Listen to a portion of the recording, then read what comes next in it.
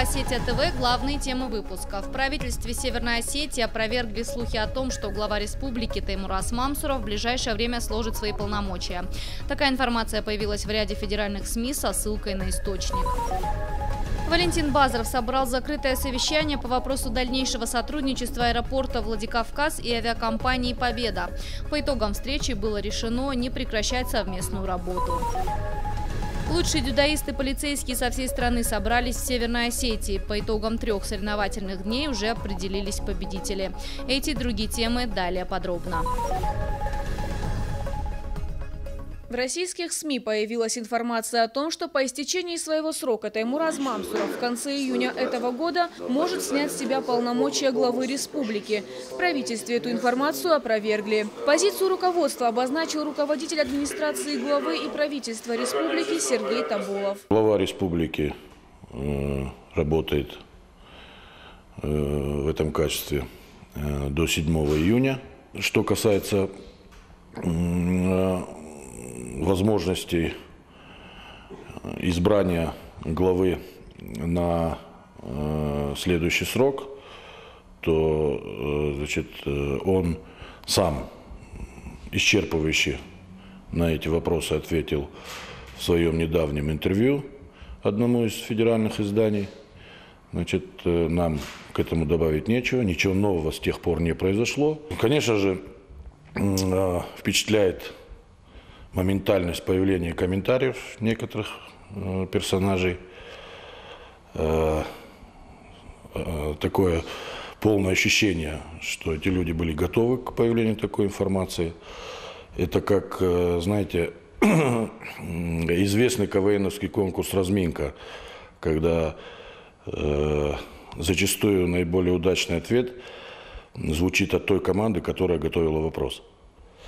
Поэтому на сегодняшний день, я готов сказать, что нам неведом так называемый источник из окружения главы, на который ссылается упомянутые вами средства массовой информации. Напомним, информацию о том, что глава Северной Осетии готов уйти по собственному желанию и не будет выдвигаться на новый срок, первым распространил «Коммерсант». Сам Мамсуров в интервью агентству ТАСС еще раз подтвердил озвученные ранее слова о том, что окончательное решение принимается президентом страны вместе с региональным парламентом. В аэропорту Владикавказ этим утром прошло совещание с руководителями структур, ответственных за организацию и безопасность полетов. Разбирали ситуацию в отношении авиакомпании «Победа», обслуживающей маршрут Москва-Владикавказ-Москва. Руководство авиакомпании обратило внимание на ряд недостатков, которые существенно затрудняют работу, в связи с чем авиаперевозчик заявил о возможности прекращения полетов в столицу республики. Препятствие о том, чтобы авиакомпания «Победа» вылетала вовремя, это наш менталитет, потому что все думают, что он может приехать там конкретно к закрытию регистрации, его обязаны зарегистрировать. Я хочу заявить и своих коллег попросить, и всех жителей республики, что нужно приезжать вовремя, и мы гарантируем, что за 40 минут до вылета самолета мы уже будем закрывать регистрацию, кто бы ни был, мы его уже на посадку не пустим. По итогам встречи были приняты следующие решения. Помимо 3 имеющихся стоек регистрации, с сегодняшнего дня открывается еще одна дополнительная стойка. Она будет предназначена для тех пассажиров, которые вылетают без багажа. На рейс авиакомпании «Победа» Владикавказ-Москва, вылетающий ежедневно в 13:30, регистрация пассажиров будет начинаться по-прежнему в 11:00. Хотя по нормативам эта процедура должна начинаться за 1 час и 40 минут до вылета. Вырваться из наркотического плена, избавиться от ложного счастья и выбрать жизнь вместо смерти. Руслан Рамонов – один из тех, кого наркотики увлекли еще в подростковом возрасте. Никто не знает, чем бы это все закончилось, но рядом оказался тот, чье имя теперь знакомо каждому попавшему в зависимость. Геннадий Цгоев сам когда-то прошел все муки наркотического ада и знает, как непросто из него выбираться. Он создал в республике фонд «Спасательный круг», бросив его не только тонущему в наркоплену Руслану, но и десяткам других молодых людей. Для меня старшие ребята были авторитетами, и я смотрел на них и видел, что у них какие-то интересы. Сначала Анаша смотрел, наркотики, вот это вот все я видел. Выпивали ребята старшие. И тоже как-то к ним тянулся, мне было с ними интересней. И, знаете, постепенно сам втянулся во все это. Тоже сигареты, алкоголь, наркотики. И знаете, несмотря на то, что я видел, что они постепенно уходят, умирают, да, мне все время казалось, что со мной этого не случится. Я смогу из этого выйти, да, я буду сильнее, да, я смогу. И вот мое «я» меня и погубило, знаете. 14 лет Руслан был во власти наркотиков. Сегодня он счастливый многодетный отец. После работы спешит в детский сад забрать младшего сынишку. Дома их уже ждет любимая супруга, дочь и еще 2 сорванца. Помогает воспитывать деток мама Руслана. О том, что пришлось пережить, она вспоминает, как о страшном сне. Он валялся, как никакой валялся на снегу в декабре. Там лед. Его раздели, хорошие дорогие вещи сняли с него, и он остался в чем вот, в других вещах вот этих остался. И вот в таком виде мы появились. Вызвали скорую помощь.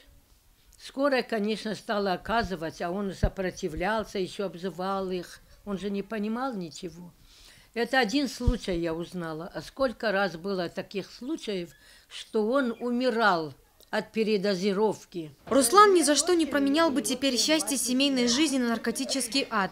Он мечтает, чтобы сыновья не повторили его ошибок и достигли больших высот в спорте. Сам Руслан недавно начал учиться играть на гитаре.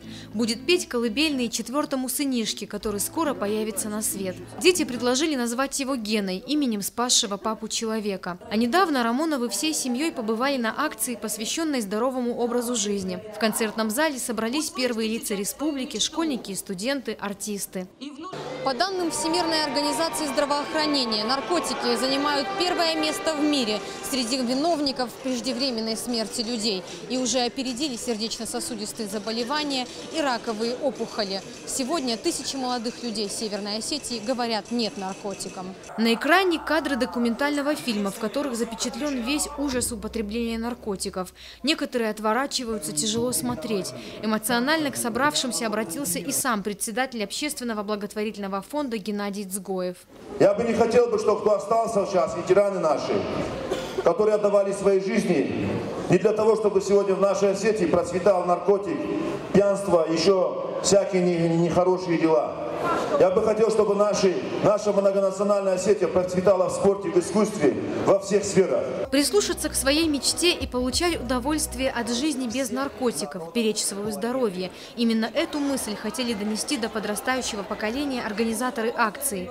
Миф о том, что, употребляя наркотики, можно жить долго и полноценно, всего лишь очередная выдумка наркодилеров. Победить или сломаться – выбор есть всегда. Руслан Рамонов его сделал и счастлив от этого. Залина Губурова, Михаил Безуглов, Осетия ТВ. Главное событие недели не только в Северной Осетии, но и по всей стране. Чемпионат МВД России по дзюдо, посвященный 70-летию Победы, прошел во Владикавказе. В течение 3 дней за призовые места в 7 весовых категориях боролись спортсмены со всей страны. 500 человек, сотрудники полиции и представители образовательных учреждений системы Министерства внутренних дел. Среди 70 команд страны лучшей стала сборная Северной Осетии. 6 из 7 ее участников стали призерами. Это труд, усилия всего ведомства. И во главе с министром Артуром Фазловичем Ахмедхановым, и всего тренерского состава, который трудился над тем, чтобы этот результат имел место быть. И непосредственно ребят, которые представляли нашу республику. Поэтому я всех поздравляю с успехом. Поздравляю с приятными, зрелищными, запоминающимися днями, проведенными в манеже. Одним из героев чемпионата стал Давид Битиев. В весовой категории до 100 килограмм в тяжелой схватке он занял 1-е место. Теперь он будет тренироваться со сборной командой России. Конечно, рад, что дома выиграл. Дома выигрывать намного приятнее, чем за предел. Ну, конечно, тяжело было, 5 схваток провел. С соперниками уже почти все знаем друг друга, поставим вместе на сборах, поэтому тяжело приходится искать что-то новое. Поэтому, конечно, устал. В торжественной обстановке на церемонии награждения заместитель МВД России Игорь Зубов подвел итоги лично командного чемпионата.